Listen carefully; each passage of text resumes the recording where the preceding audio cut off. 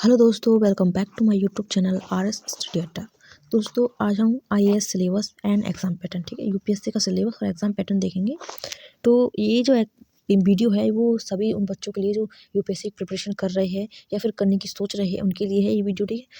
तो अब आज हम एग्ज़ाम पैटर्न देख लेते हैं। सबसे पहले तो एग्ज़ाम पैटर्न जो यूपीएससी अपना जो एग्ज़ाम है वो 3 फेजेज़ में कंडक्ट करवाती है, ठीक है दोस्तों। फर्स्ट है प्रीलिम्स, प्रारंभिक परीक्षाएँ। सेकंड है मुख्य परीक्षा एंड थर्ड है पर्सनैलिटी टेस्ट, मतलब कि इंटरव्यू, ठीक है। फर्स्ट जो पेपर है प्रीलिम्स का, प्रारंभिक परीक्षा का, इसमें 2 पेपर होते हैं। एक तो होता है जीएस का और दूसरा होता है सीसेट का, ठीक है। मुख्य जो परीक्षा होती है, मेन एग्ज़ाम्स, उसमें एक तो होता है क्वालिफाइंग पेपर। इसमें 2 पेपर होते हैं, इंग्लिश के और हिंदी के। ये हमें क्वालिफाइंग करने होते हैं, केवल ये हमें पास करने होते हैं और उनसे कोई मतलब नहीं होता ज़्यादा, ठीक है। सेकंड है सामान्य अध्ययन, जीएस का पेपर। इसमें होता है निबंध, ऐसे होता है, इसमें निबंध होता है 250 नंबर।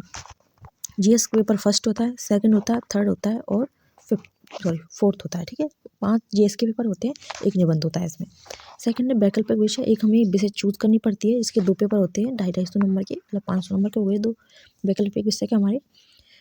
और थर्ड है इंटरव्यू, ठीक है, पर्सनैलिटी टेस्ट के लिए हमें जाना होता है।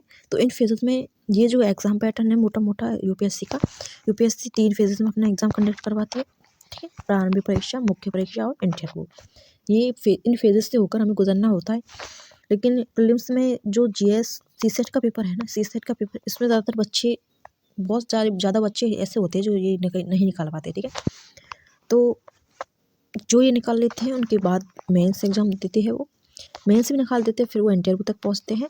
और इंटरव्यू निकाल लेते तो ठीक, यदि इंटरव्यू नहीं निकाल पाते मान लीजिए, तो फिर से उन्हें प्रीलिम्स देना होता है। फिर से वो प्रीलिम्स पे आ जाते हैं। जैसे मान लीजिए ये सिड्डी है, हम उस पर चढ़ रहे हैं, ये चढ़ रहा है, ये चढ़ रही, पूरी सारी चीज़ चढ़ ली, और लास्ट की सिड्डी जो बची है, इस पर हम नहीं चढ़ पाए तो हम डायरेक्ट नीचे गिरेंगे, ठीक है।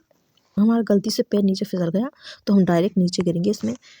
तो यही है यूपीएससी का भी सिस्टम, कि यदि हमने मुख्य एग्ज़ाम में रह जाते हैं या फिर इंटरव्यू में भी रह जाते हैं तो हम डायरेक्ट फिर से हमें प्रीलिम्स देना होता है, ठीक है।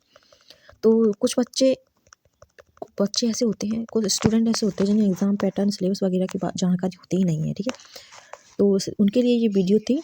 तो देखिए, आप देख ही सकते हैं 3 एग्ज़ाम कंडक्ट करवाते हैं, लेकिन